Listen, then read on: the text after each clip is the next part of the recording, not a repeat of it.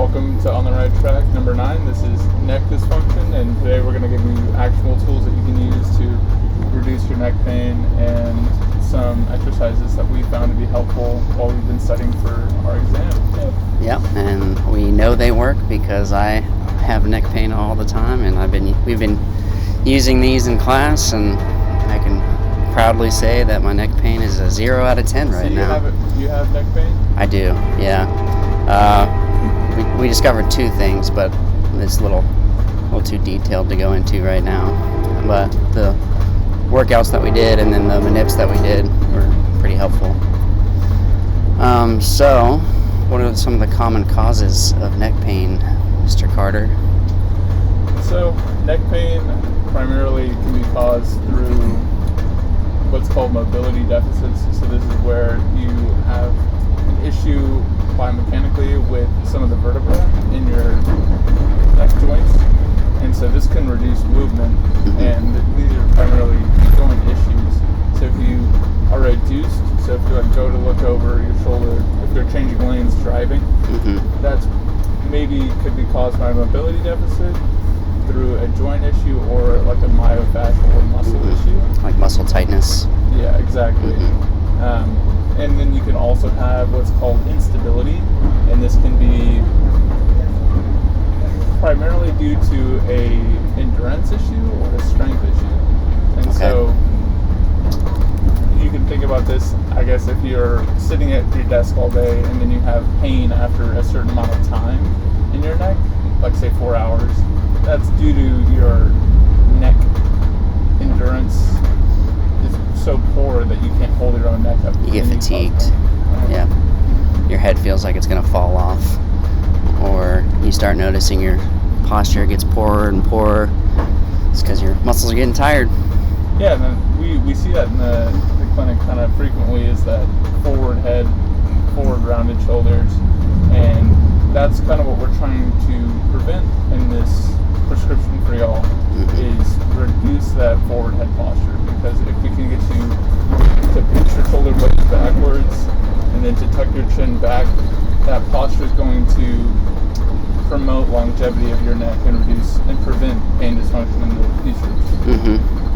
And then the last one is like nerve related or neurological symptoms that can stem from the neck. So like if you have neck pain and then you have like symptoms that go down your arm, like numbness, tingling, or just pain down the arm, that might be related to either disc, like a herniated disc, or stenosis, which is usually due to like age-related changes. What is stenosis? So stenosis refers to like a closing of the vertebral canal, or what's called the foraminal canal. It's basically where the spinal cord runs through in the vertebral column, and where your nerves project out from your vertebrae. Okay, and so if you have a stenosis, what is something that you can do to treat that? So there's a few different methods. The first would be what's called directional preference treatments, which is basically whichever way your neck likes to move, whichever direction it feels good to move in that direction. And usually that will, yeah, I mean, it sounds like common sense, but like you don't realize that's what you need to be doing until someone tells you that's what you should be doing. So like usually with stenosis, they'll prefer is flexion, I think. Yeah, it's prefer flexion because it opens. Yep. Widens up a little bit. It opens the foraminal canal. So flexion isn't just bringing the neck down though. It is chin tucking, so bringing your chin back and then flexing. Okay. Yeah, to like optimally open those canals. So what are some things that we can do for, like we were talking about, mobility deficits? So the joint dysfunction. Mobility deficits. That's a condition we can treat in the clinic with like manipulations, but what, can people do stuff at home for that? They can. Another good instance for the chin tuck would be mobility deficits, because you're trying to restore that motion. It really just depends what direction that mobility is limited, Right. and how it's limited. So if it's limited by the joint, you might benefit more from going to see a PT or maybe even a chiropractor to get a mobilization or manipulation, what you guys might call an adjustment, to like free up some motion in the vertebral canal. If it's myofascial, then and it's due to muscle tightness, stretching and then strengthening the opposite muscles would probably be the most ideal. Would you not also use what's called like an MET or muscle exercise technique? You could do that. That would be a mobility exercise, and it's related to stretching, but so that would be targeting the muscles, or it would be pulling on the joint, the vertebra? A little of both. Right. A little of both. So an MET, what Ricardo's referring to, is called a muscle energy technique. And what you do is, like in a normal stretch, you would go to end range and hold it there with like your arm or something. So if I'm doing a levator stretch, I go to my opposite armpit. I'll do it this way. I'll go to my opposite armpit and add some overpressure. Now with an MET, I would do this with some guidance. I wouldn't just do this willy-nilly. But you would add a force component to it. So if I'm in a closing pattern here, I add a force here. I'm trying to push against my hand for 10 seconds, relax for 10 seconds, and then I should be able to get close more. Range, right.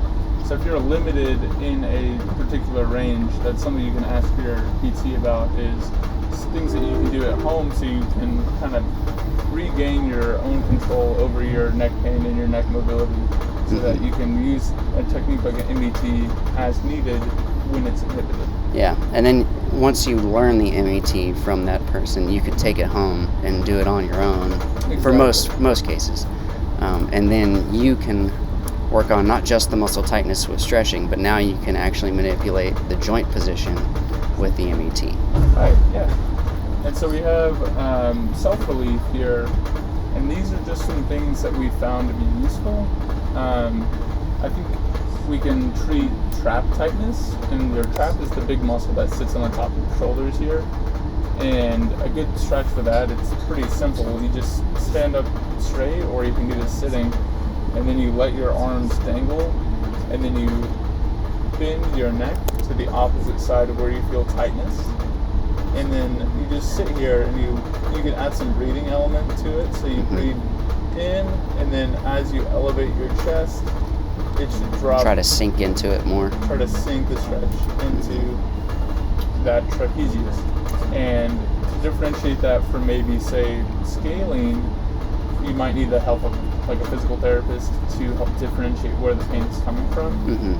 But if you're not feeling the relief or the tension where you're feeling pain, you can try making it a scaling stretch by bending up, and we call this a stargazer stretch. And so you're just looking at the opposite ceiling. Extending the neck, side bending, and then you're looking up at the stars, pretending like your head's resting on your buddy's shoulder.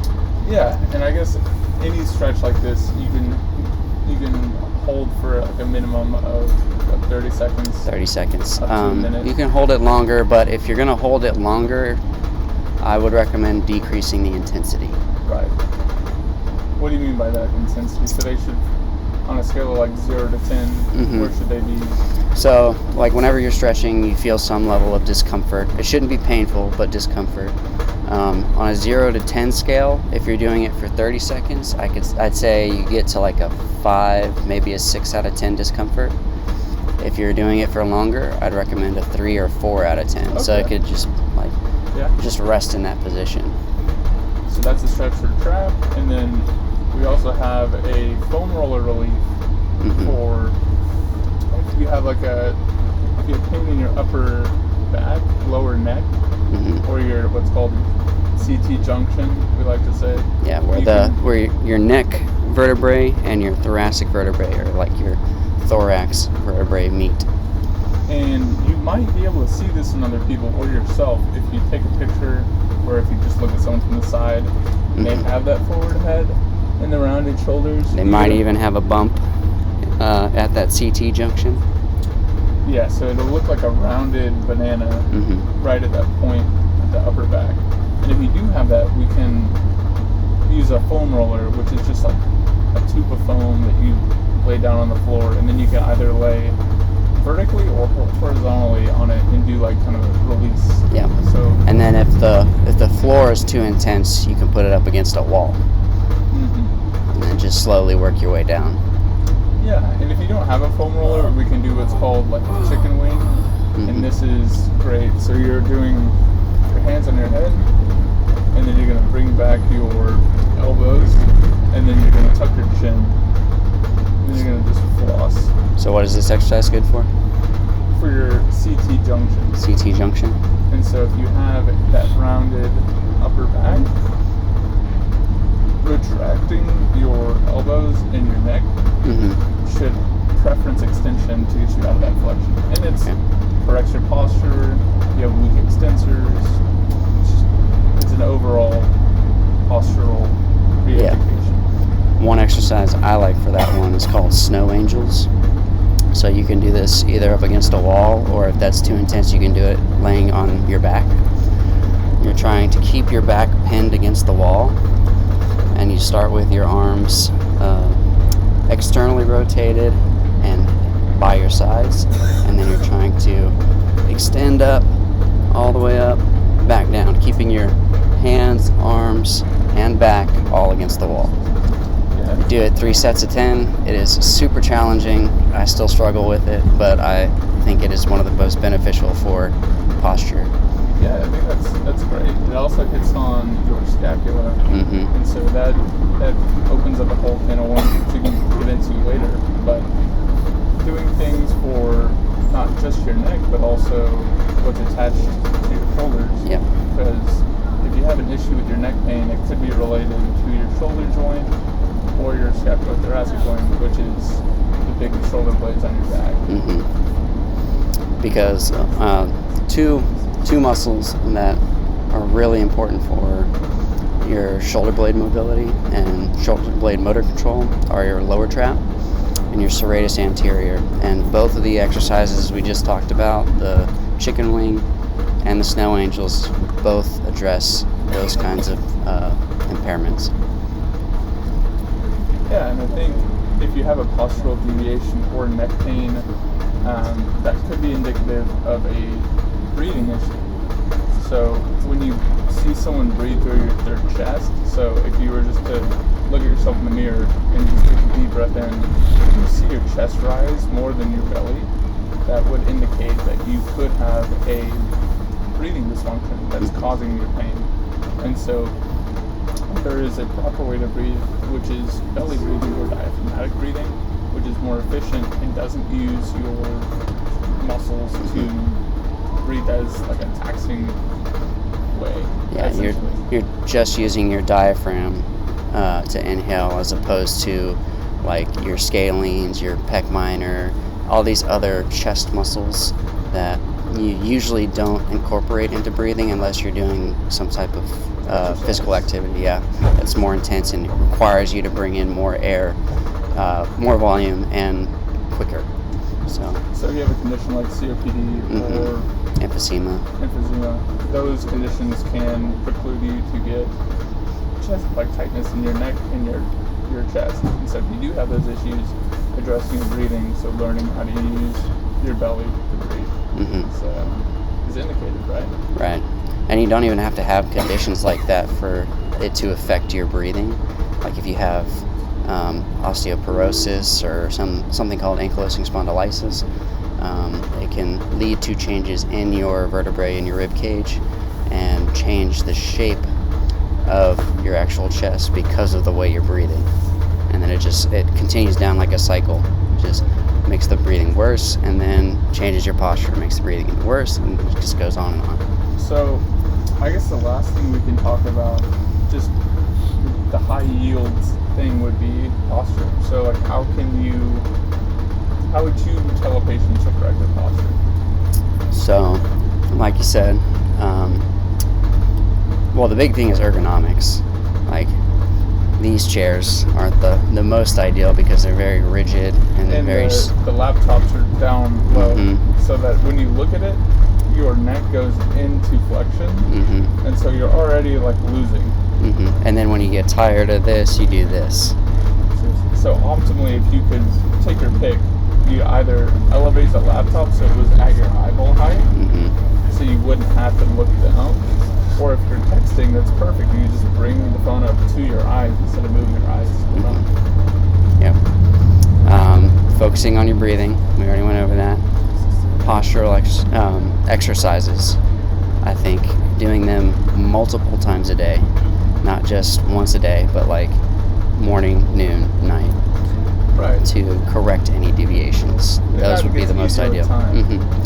Your posture will start to improve and you start implementing those postural exercises. They'll become embedded in your motor program. And then just like trying to be as cognitively aware as possible about your posture. Like you can give yourself little cues throughout the day, like, oh, my breathing feels funny. Okay, check my posture. Oh, I'm sitting at my desk. Oh, check my posture. I just got back from lunch. Oh, check my posture. It's just little cues you can give yourself to like, okay, reset. Yeah, well, I think that's all